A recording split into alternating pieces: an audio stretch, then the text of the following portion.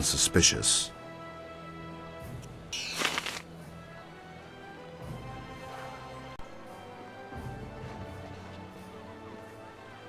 The Scourge associates with nefarious fox spirits, aiding them in their occupation of our once pristine forests in the south.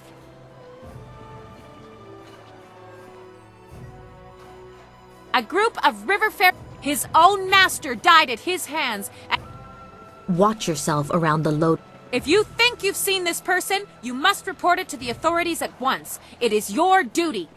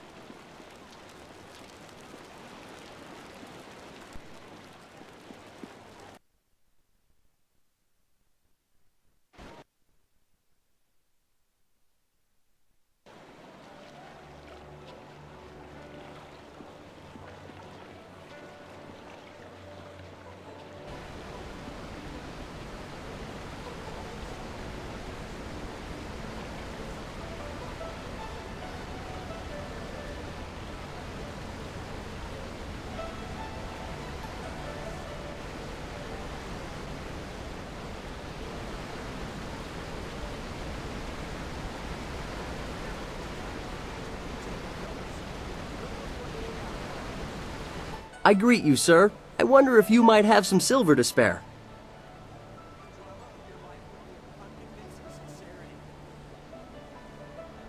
I come from a very wealthy family. As such, I have a certain lifestyle to maintain. Parties, female admirers, lots of wine. You understand. I have to have an income, don't I? My father looked at my considerable expenses and told me to get my own silver. Ah, but I am a noble. The shame of manual labor or the stink of trade must not be allowed to touch me.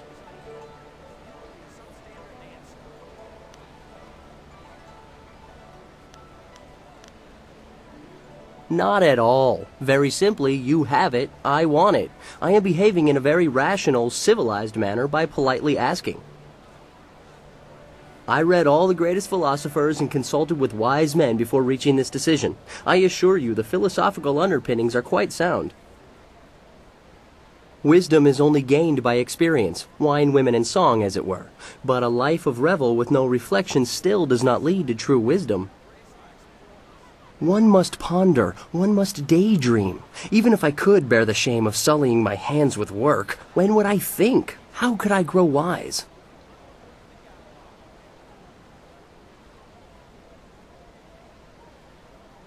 Well, it loses some of the subtlety when you put it that way. But yes.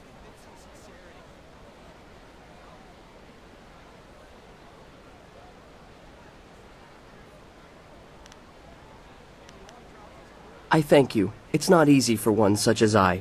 I have it far more difficult than the impoverished beggars of this city. Farewell. Your diatribe is derivative of populist works. Well, see, I don't even understand that one.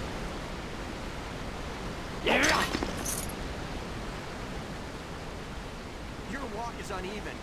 You would be a substandard dancer.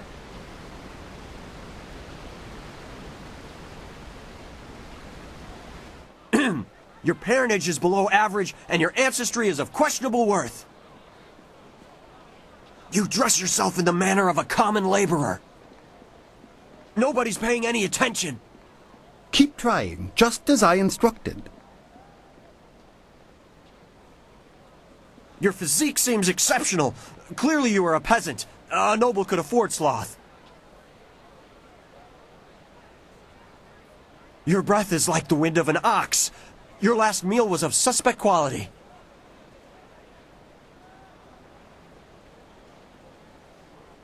Your beliefs are superficial, and your culture is substandard.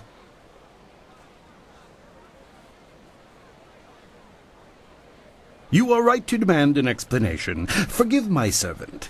I instructed him to find someone not distracted by mere insults, someone who would command respect. Your demand for justification of his arguments was admirable.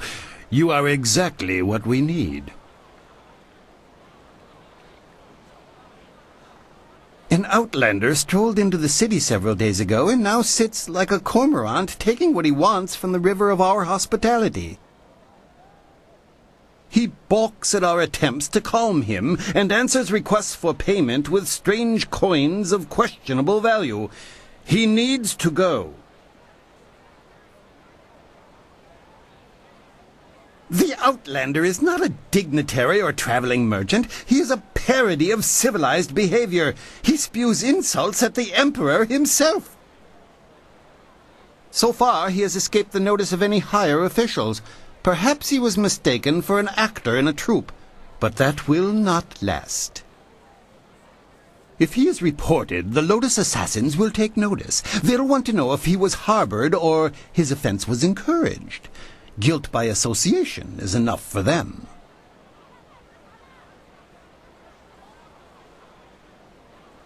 That's what's so infuriating. He doesn't respond to reason.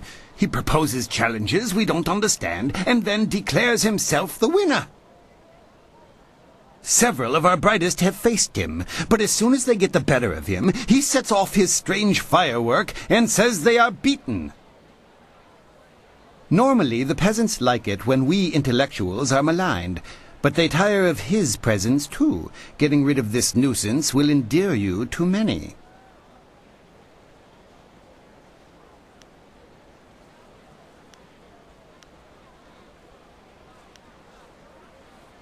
I hope your ability matches your conviction.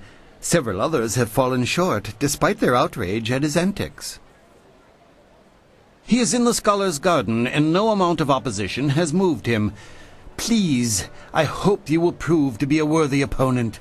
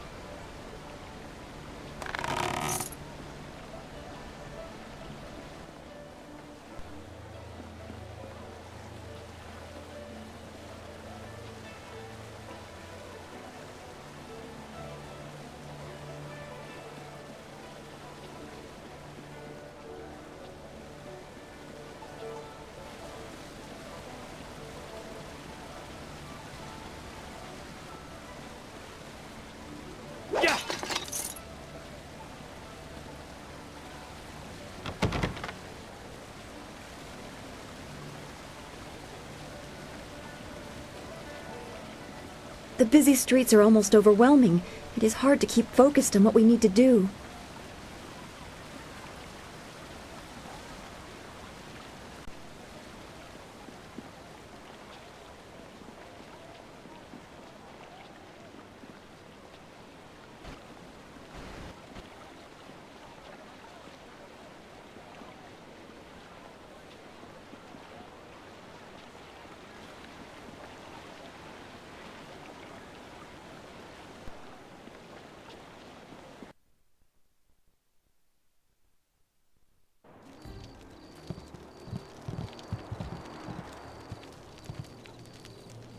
I didn't expect you in your strange training to make it to the Imperial City. You are proving to be a very interesting person. Of course, I could tell that just by looking at you. You have a very strong presence.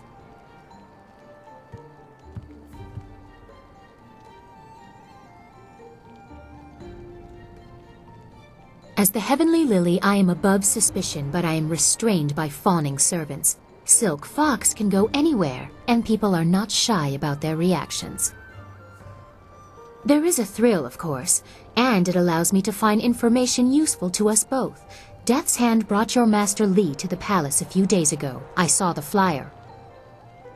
He was bound in chains. He must be powerful, but I still don't believe he is Sun Li, the glorious strategist.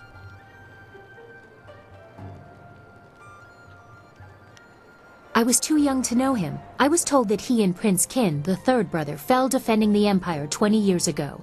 Now it seems they may have been traitors. I discovered this looking through records for information on Death's Hand. Perhaps he tried to influence Sun Li and Sun Qin before corrupting my father. But it doesn't matter who your master is. I could take you to the palace, but Death's Hand controls what my father hears. He must be discredited for you to succeed. A wise decision. His hold over my father is nearly absolute, but if we could show conclusive evidence of his crimes, my father would have to listen. I know how. Construction on the wall has stopped for the first time in generations. The workers now toil in factories building powerful creatures of stone and clay called golems. Death's Hand could use these automatons to seize the Empire, and my father is oblivious. We must infiltrate the Lotus Assassins and find evidence of this treachery.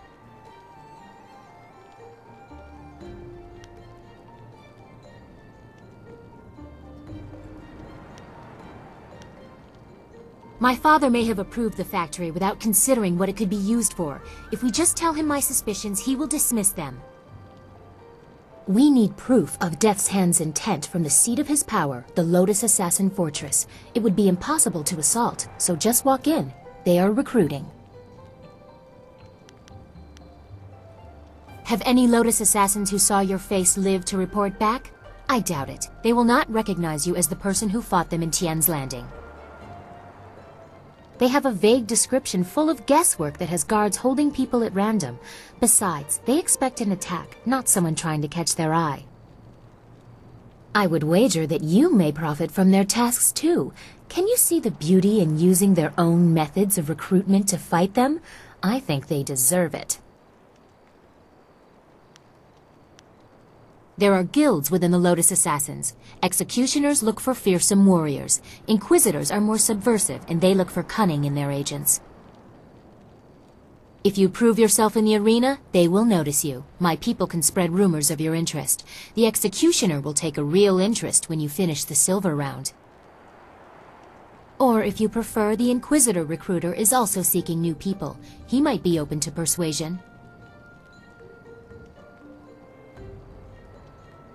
Death's Hand rules over the Lotus Assassins, so I take special interest in their activities. I've had most of my life to ask questions. You suspect my motives? You have no reason to doubt me. If I wanted the Lotus Assassins to find you, I could simply tell them your name.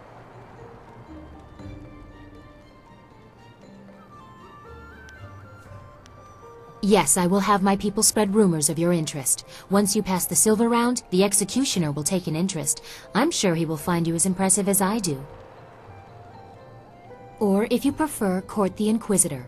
Ask Scholar Dongao in the Scholar's Garden about him. I hear Dongao is closer to the Assassins than he should be. I will wait at your flyer. Or I could travel with you.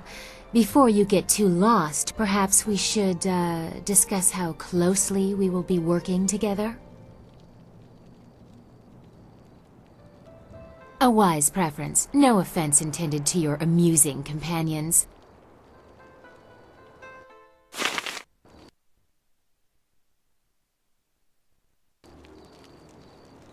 Hello again. I enjoy our little chats, but I don't think anything has changed since we last spoke. I still need evidence against Death's Hand to free my father.